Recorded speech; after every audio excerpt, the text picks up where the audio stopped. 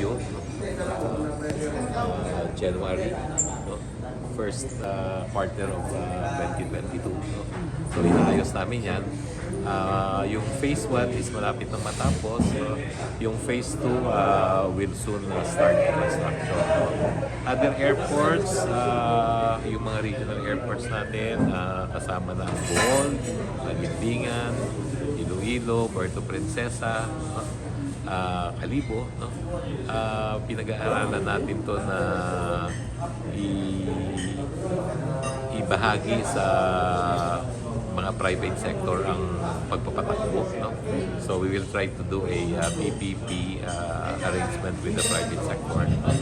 And hopefully dahil nagkaroon na tayo ng bagong implementing rules and regulation doon sa PPP laws natin, no, ay maging attractive na ito sa private sector, no. So meron na kaming mga kinakausap na grupo na willing naman silang